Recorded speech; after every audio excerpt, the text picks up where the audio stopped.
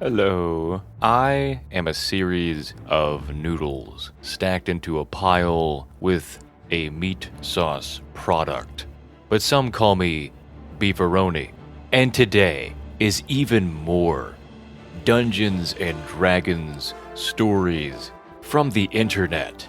Isn't that amazing? Wow. Let's get started.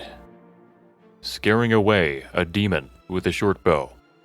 So, a while back, me and my friends decided to do a one-shot, and our characters were a human conjuration wizard, ᴏ swashbuckler, goblin shadow sorcerer, gnome berserker barbarian, and human conquest paladin.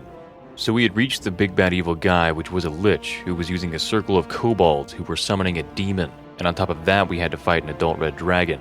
So we had been working on the dragon, but the kobolds were busy summoning the demon, and the demon was very close to being summoned. So in response to the demon about to be summoned, our ᴏ decided to shoot the demon with his short bow, and then asked the dungeon master, "Can I roll for intimidation?" And the dungeon master said sure, and he rolled 20, and the demon rolled a natural 1. Heh.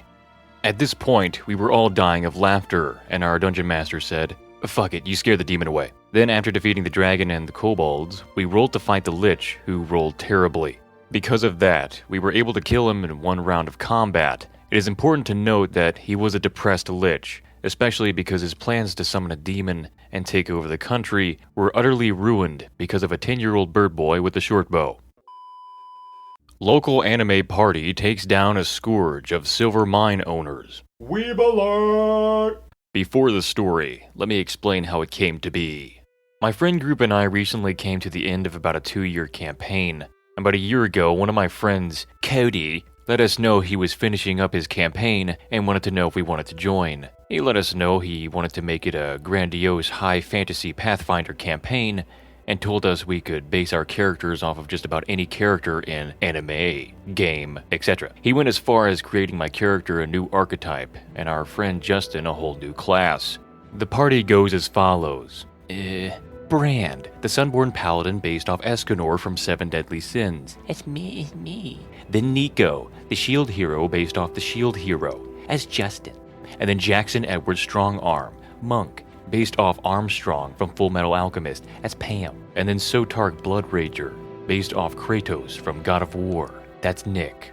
Jameson Wright, Bard, based off James from Pokebands, his name is Price. And then the last one, thank God, Xur, Barbarian, his name is James.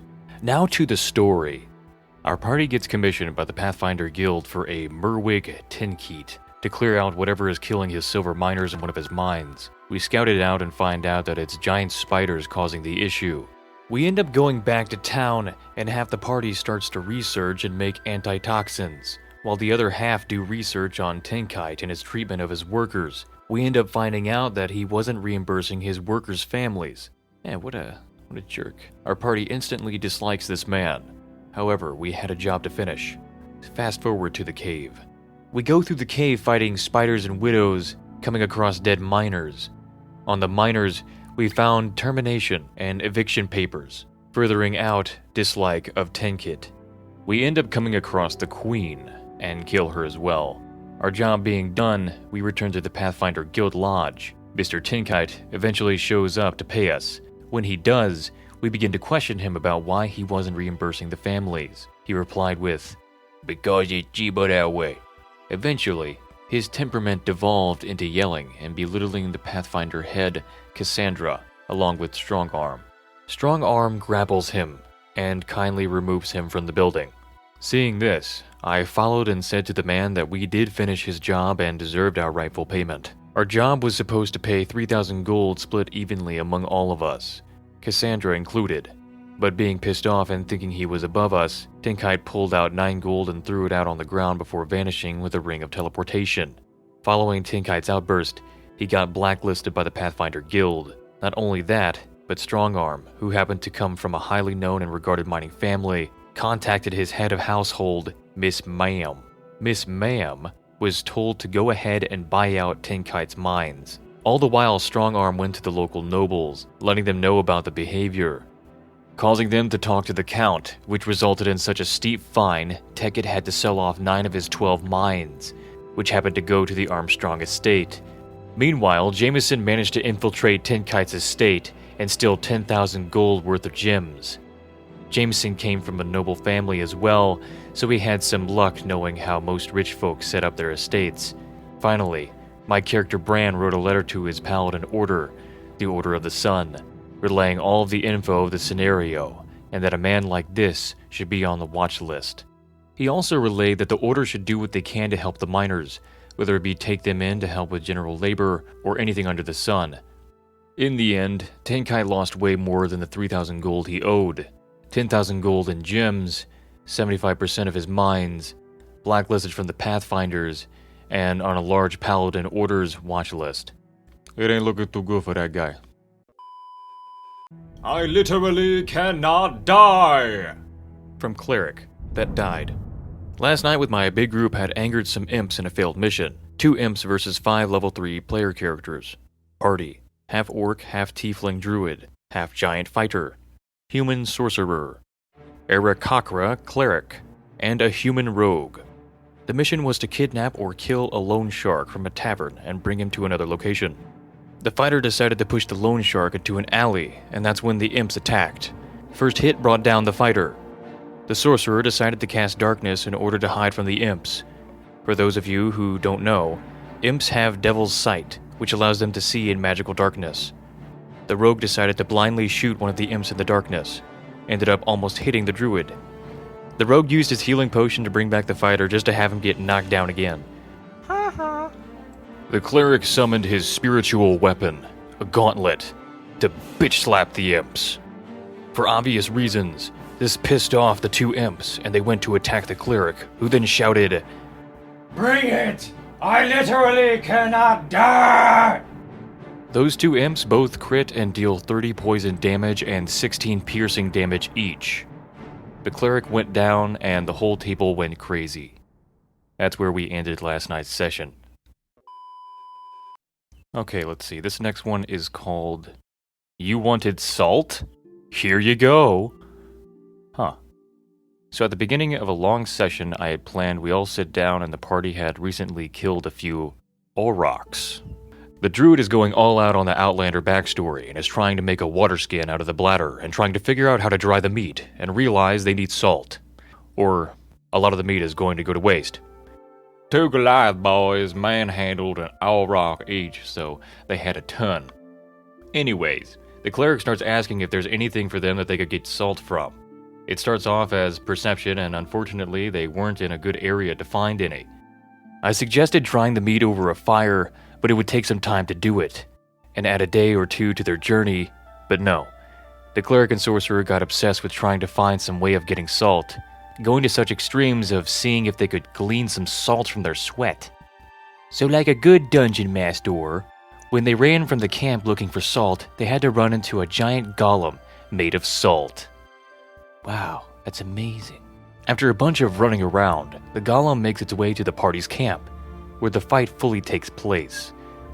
5 level 6s against an iron golem with a salt golem skin. It was a long fight, where the barbarian ended up using his dual-wielded pickaxes that he had got scammed into paying over 50 gold for, and ended up taking off chunks of salt, ripping the head off, and the other Goliath broke his knees, ending with the child sorcerer blasting it in its center with a magic missile, causing the golem to burst into a heavenly rain of salted rocks. We didn't get to where I wanted to that night, but party seemed to enjoy it. Level 1 Dragon Kill as Bob Ross. This was my first time playing Dungeons & Dragons, and I decided to play as Bob Ross the monk, and had painting supplies. I joined midway through a campaign, and we encountered a dragon a little while after I joined. The dragon landed and I rolled to mount the dragon, and succeeded. After mounting the dragon, I splashed paint into his eyes and it fell out of the sky, and into a town, destroying half of the town and killing the dragon. We were a level 7 party of mercenaries called the Alliance. Our party consisted of a half-orc barbarian, a halfling rogue, a half-elf ranger, a tiefling warlock, and a half-elf cleric. We were put on a quest by the king to retrieve an ancient book hidden on a secluded island. He told us nothing about the book, except that it was of great importance. Our party set off the following day on a tiny but fast ship. About 2 to 3 days into our journey, we could see the island on the horizon. The dungeon master turned to us and says, "A gigantic shadow covers the entire ship, and you hear a loud screech. Roll initiative."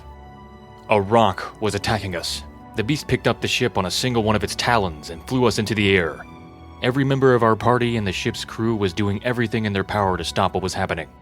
The barbarian hacking and slashing the rock to drop us.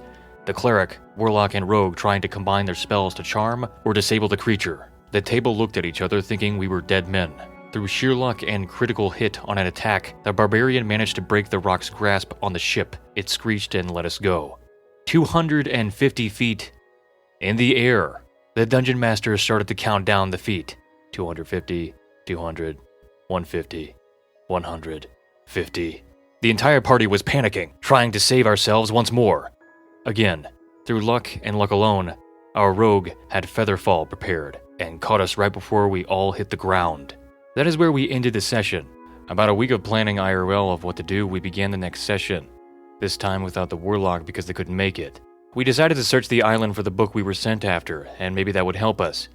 After a long and hard journey within the dense forest of the island, we came across a giant campsite, which led to boring combat, and then we ventured further. Our party reached a clearing in the trees. A humongous pile of masts, dry wood, and sail canvas was visible. "The Rock's trophy collection," our cleric said. The group decided to climb it and investigate. "This is where the fun begins." Once we climbed to the top, we could see that it, in fact, caved in. In the middle lay 3 giant eggs. We were inside the rock's nest. The party started to think of a way we could use this to bargain or intimidate the large bird. It was at that moment that our rogue had a brilliant idea. Half in-game, half out-of-game, they shout, "Omelet time!" and say that they're casting burning hands on the eggs. The party freaks out. The dungeon master turns to the rogue. "Are you sure?" We all thought that they would say yes. Of course, they say no. The dungeon master begins to narrate. "You cast burning hands on the eggs. They begin to burn. So does the nest, and then the forest." Everyone immediately panics. We start to think of ways to get out of that situation. The dungeon master turns to us and says, "I don't think you guys have a way out." We ended the session there. And with that, the campaign. With no way to put out fire, no time to rest and prepare spells, and filled with anger and disappointment towards our rogue, it was over. A whole 2 years of playing ended with a swift, first-level evocation spell. What a sad ending. And that is all I have for today. Thank you guys for sticking around, thank you for listening, and I hope you have a great day. I'll see y'all later. See ya!